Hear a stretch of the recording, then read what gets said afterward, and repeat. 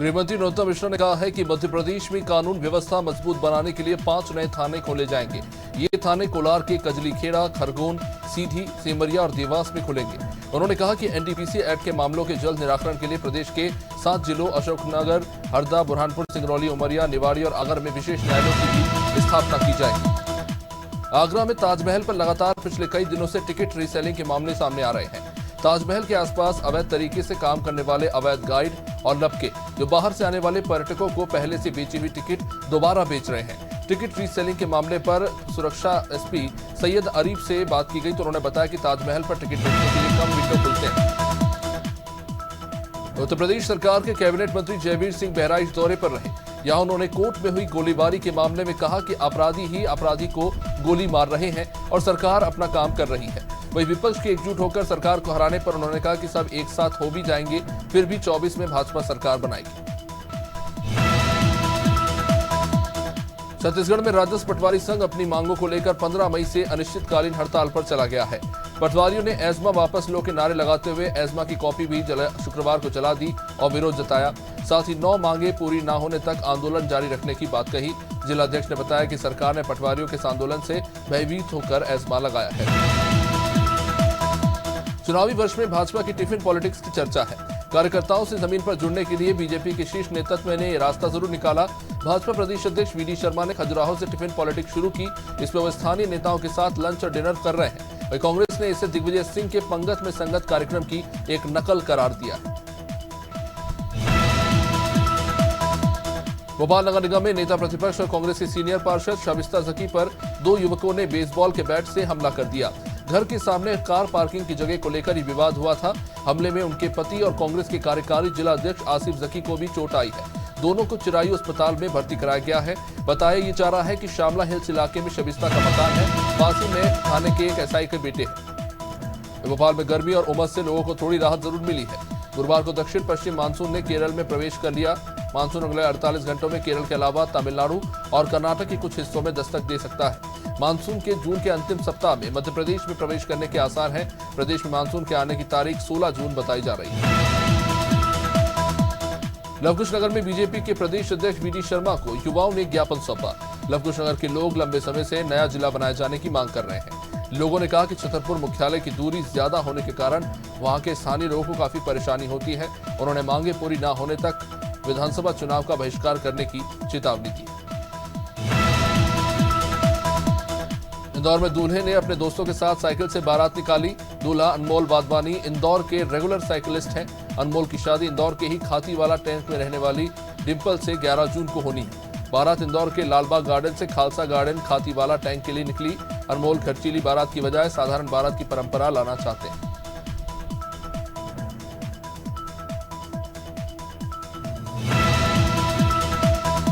जबलपुर की संजीवनी नगर थाना क्षेत्र में बेसबॉल की खिलाड़ी संजना वरकड़े ने फांसी लगाकर आत्महत्या कर ली। पूरे मामले में राजन उर्फ अब्दुल राशिद मंसूरी को रीवा से गिरफ्तार किया गया। यहां परिवार वालों और मृतका की सहेलियों से पूछताछ में यह पता चला है कि अब्दुल रशीद मंसूरी और मृतका के बीच में प्रेम प्रसंग था। किसी बात को लेकर दोनों के बीच में विवाद हुआ और फिर लड़की ने यह आत्मघाती कदम उठाया।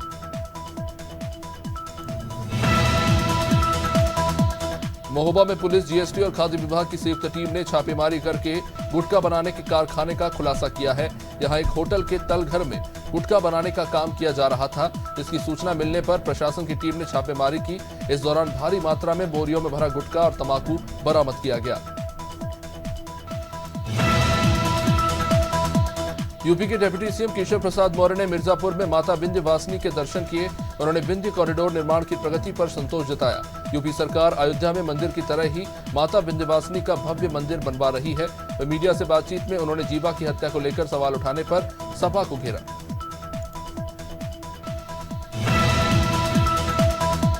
रायपुर में एक बेटे ने अपने पिता की हत्या कर दी, जिसके बाद फरार आरोपी को पुलिस ने गिरफ्तार कर लिया। ये पूरा मामला थाना तिल्दा नेबरा के रजिया गांव का है, जहां आरोपी का पिता आए दिन उसकी मां से मारपीट करता था। इन सब के चलते बेटे ने आवेश में आकर अपने ही पिता के ऊपर लाठी से ताबड़तोड़ हमला किया। इसमें पिता बुरी तरह से घायल हो गया और इलाज के दौरान उसकी मौत हो गई।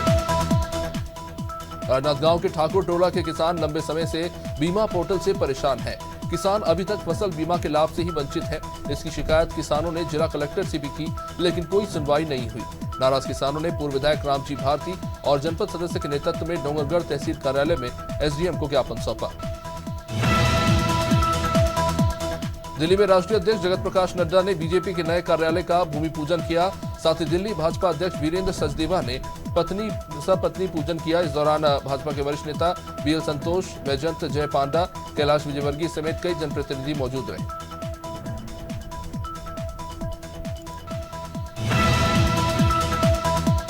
ग्वालियर क्राइम ब्रांच और कंपू पुलिस ने सेक्सटॉर्शन के जरिए लाखों की फिरौती वसूलने वाले 3 लोगों को गिरफ्तार किया। आरोपियों में महिला पुरुष के अलावा एक ट्रांसजेंडर भी शामिल है। केमिकल इंजीनियर घनश्याम मिश्रा को आरोपियों ने हनी ट्रैप में फंसाया और उससे 1 लाख रुपए ऐंठ लिए थे। ब्लैकमेल करने वालों की डिमांड बढ़ती जा रही थी, जिन सबसे परेशान होकर घनश्याम ने पुलिस से शिकायत की। नशे के खिलाफ अभियान चला रही सरगुजा पुलिस ने घर की बाड़ी पर लगाए गए 9 फीट ऊंचे गांजे के पौधे को जब्त कर आरोपी को गिरफ्तार कर जेल पहुंचा दिया। ये मामला सरगुजा जिले के धौलपुर थाना इलाके का है। ग्राम डुमकी खिटपारा निवासी हरि यादव अपने घर की बाड़ी में गांजे का पौधा उगा रखा था, जो पौधों को बेचने के लिए ग्राहक की तलाश कर रहा था। बहराइच में आबकारी विभाग की छापेमारी में अलग अलग स्थानों से 80 लीटर जहरीली शराब बरामद की गई है। आबकारी विभाग की टीम ने जनपद के अलग अलग स्थानों पर छापेमारी की। पुलिस ने मौके से कुछ 1000 लीटर लाहन जब्त करके नष्ट किया। जिले के केसरगंज और पयागपुर में भी कार्रवाई की गई। महसी, रिसिया से लेकर सहित कई स्थानों पर कार्रवाई हुई।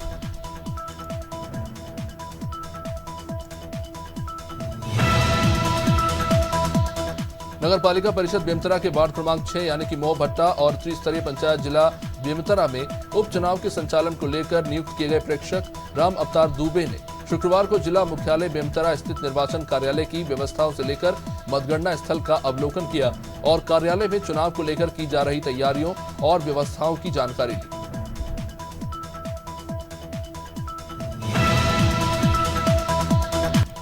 पुलिस अधीक्षक इटावा संजय कुमार ने पुलिस लाइन में गश्त के लिए मोटरसाइकिल को हरी झंडी दिखाकर रवाना किया। इस मौके पर उन्होंने बताया कि समस्त थानों को 20 नए फैंटम मोबाइल गश्ती मोटरसाइकिलें प्रदान करते हुए पुलिस कर्मियों को सतर्क रहकर गश्त करने और किसी भी घटना की सूचना तुरंत देने और जल्द से जल्द आवश्यक स्थान पर पहुंचकर कार्रवाई करने के लिए निर्देश दिए।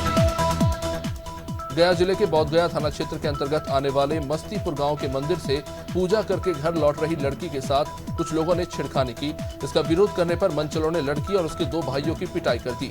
बता दें कि लड़की और उसके पिता मंदिर से पूजा करके घर लौट रहे थे, जहां उसके साथ छेड़खानी की गई। घायल लड़की और उसके घायल भाई बौद्धगया थाना पहुंचे और शिकायत दर्ज की।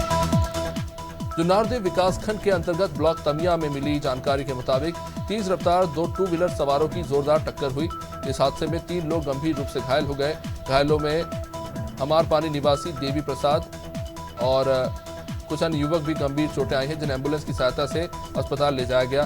डॉक्टर नहीं होने से लेकिन दोनों 2 घंटे तक परेशान होते रहे। लखनऊ के शहादतगंज क्षेत्र के मंसूर नगर में एक शख्स बिजली चोरी कर रहा था। बिजली विभाग के कर्मचारी अब इलाके में ड्रोन कैमरे की मदद से बिजली चोरों पर निगरानी रख रहे हैं। गंज क्षेत्र में मसूर नगर में बिजली चोरी की एक घटना ड्रोन कैमरे में कैद हो गई।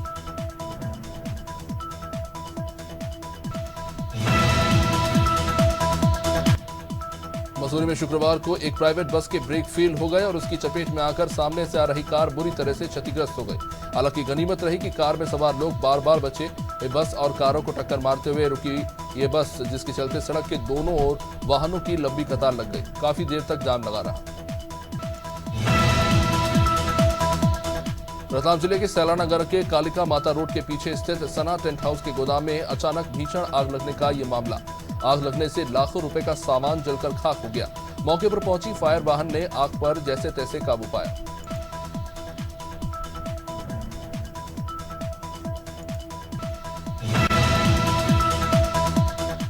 भोपाल क्राइम ब्रांच नशे के सौदागरों के खिलाफ लगातार कार्रवाई कर रहा है। क्राइम ब्रांच पुलिस ने अवैध शराब तस्कर में शामिल एक आरोपी को गिरफ्तार किया।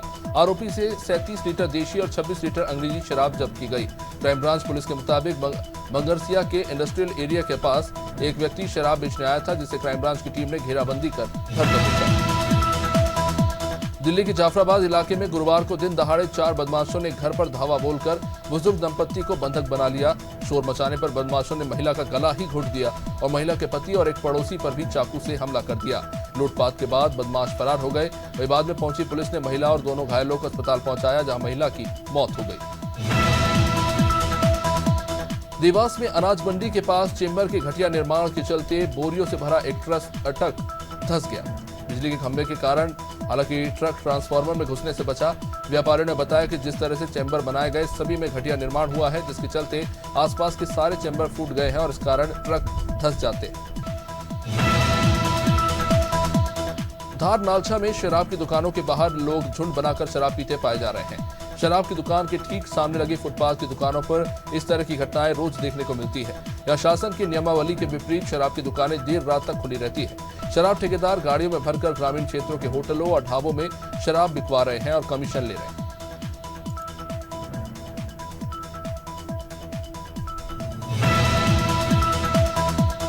कसरावद विधानसभा में आगामी विधानसभा चुनाव को लेकर आम आदमी पार्टी गुरुवार को कार्यालय में बैठक हुई, जिसमें पार्टी के पदाधिकारियों से लेकर कार्यकर्ता उपस्थित रहे। पार्टी के प्रहलाद सिंह तंवार ने भाजपा और कांग्रेस पर इस बीच जमकर निशाना साधते हुए कहा कि नर्मदा में अवैध उत्खनन हो रहा है और दोनों ही पार्टी चोर है। बड़गांव के पास आश्रम के पास भी अवैध उत्खनन चल रहा है, लेकिन कोई कार्रवाई नहीं हो रही।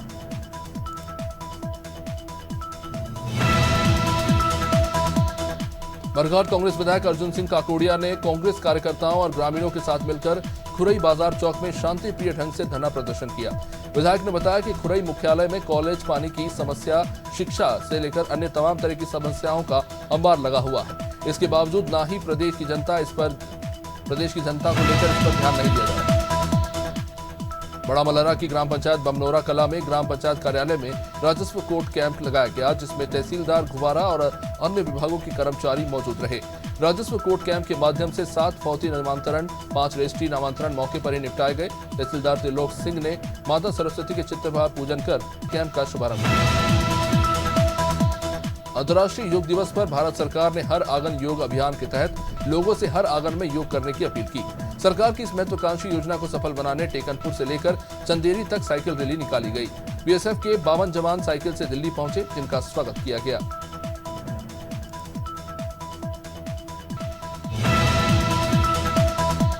टीकमगढ़ शहर में एक बड़ी लापरवाही सामने आई है, जहां एलपीजी गैस सिलेंडर से मारुति ओमनी चलाई जा रही थी। इसमें अचानक आग लग गई।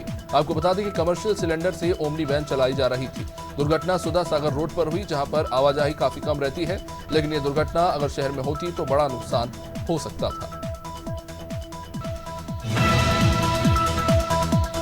रीवा के करहिया मंडी के पास हुई मारपीट की घटना तूल पकड़ती चली जा रही है। घटना के बाद एक और राहुल तिवारी संजय गांधी हॉस्पिटल में एडमिट है। दूसरे पक्ष का आरोपी जेल में बंद है। वही भूरा के घर वाले, भूरा की पत्नी जो कि बीमारी के कारण एडमिट थी, भूरा की मां, बाप और परिवार के दर्जनों लोग इस घटना से और घटना के बाद पुलिस द्वारा की गई कार्रवाई से आक्रोशित हैं।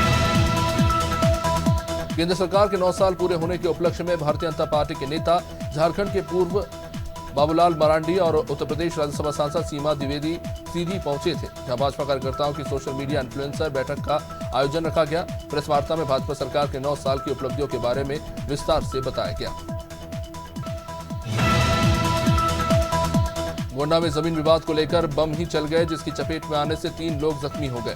धमाके की आवाज सुनकर स्थानीय लोग बचाने के लिए दौड़े, हालांकि इस बीच आरोपी मौके से फरार हो गए। आनंद फानन में इलाज के लिए घायलों को जिला अस्पताल में भर्ती कराया गया। पीड़ित परिवार ने बीजेपी के नेताओं पर बमबारी का आरोप लगाया है। शुक्रवार को पुलिस अधीक्षक हरदोई राजेश द्विवेदी द्वारा शुक्रवार की परेड रिजर्व पुलिस लाइन स्थित परेड ग्राउंड पर कराते हुए सलामी दी गई। सलामी ग्रहण करने के बाद पुलिस बल की दौड़ कराई गई और टोली वार परेड ड्रिल का निरीक्षण करते हुए परेड ड्रिल के संबंध में जानकारी भी दी गई।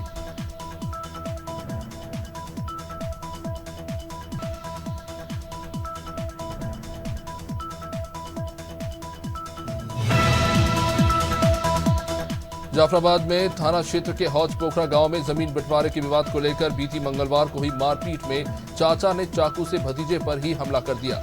भतीजे की गुरुवार को ट्रॉमा सेंटर वाराणसी ले जाते समय ही रास्ते में मौत हो गई। महेश की मौत से उसके परिवार वालों में कोहराम मचा हुआ है। इसी कारण उसका शव उसने अपने कब्जे में लेने के लिए पुलिस को काफी मशक्कत करना पड़ा।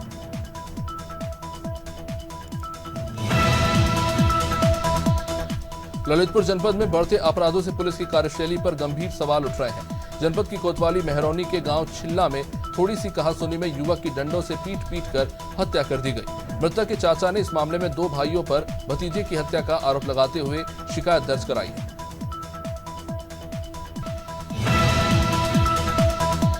खबर उन्नाव से, जहां फतेहपुर 84 थाना क्षेत्र के गांव में अज्ञात कारणों से आग लग गई।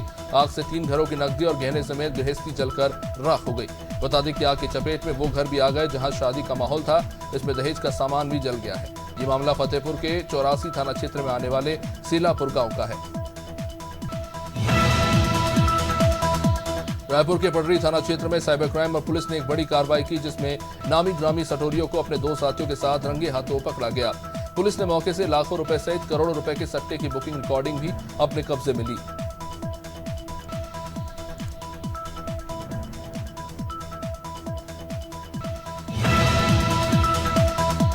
रायपुर में राजस्व पटवारी संघ की हड़ताल का मामला सामने आया है। आम आदमी पार्टी अब पटवारियों के समर्थन में उतर आई है। कोमल हुपेंडी पटवारी की मांगों को जायज ठहराते हुए कांग्रेस सरकार पर जमकर हमला बोलते नजर आए। उन्होंने कहा कि सरकार द्वारा एस्मा लगाने के फैसले की उन्होंने आलोचना की और प्रशासनिक व्यवस्था में फैले भ्रष्टाचार को लेकर बघेल सरकार की आलोचना की। रायपुर के मोतीबाग चौक के पास पंजाब नेशनल बैंक की बिल्डिंग में ही आग लग गई। आग से कुछ 5 एटीएम जलकर खाक हो गए। फायर ब्रिगेड ने बाद में मौके पर पहुंचकर एटीएम में लगी आग को बुझाया। वही बैंक के अंदर की आग पर मुश्किल से काबू पाया जा सका। इस दौरान बैंक के कर्मचारी भी घटनास्थल पर मौजूद रहे।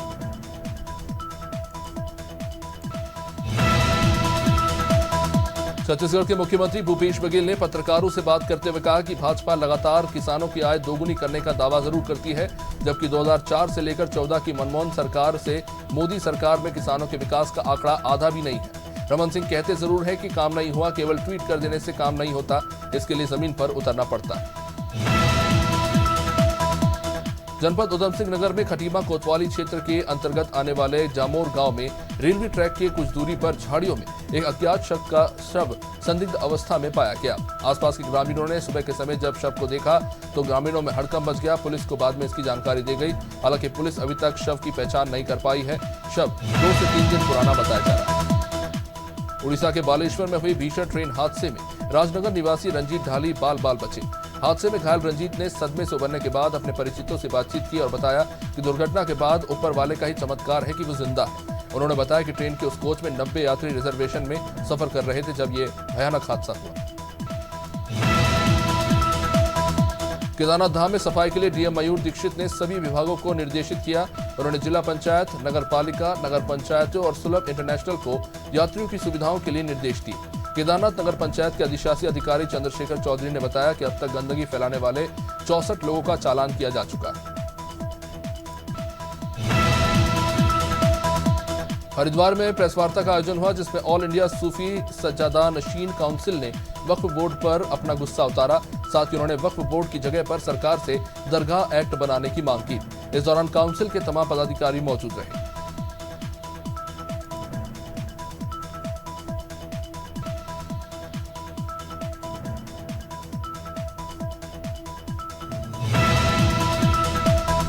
देहरादून में वैध मलिन बस्तियों को नगर निगम ने राहत दी है। बता दें कि नगर निगम के जरिए करीब 18,000 भवनों का 5 साल का कर माफ कर दिया गया है। अब चालू वित्तीय वर्ष से ही इन बस्तियों से भवन कर वसूला जाएगा। मेयर सुनील उनियाल गामा का कहना है कि मलिन बस्तियों से बीते 5 सालों का भवन कर ब्याज सहित लेने का कोई औचित्य नहीं बनता था।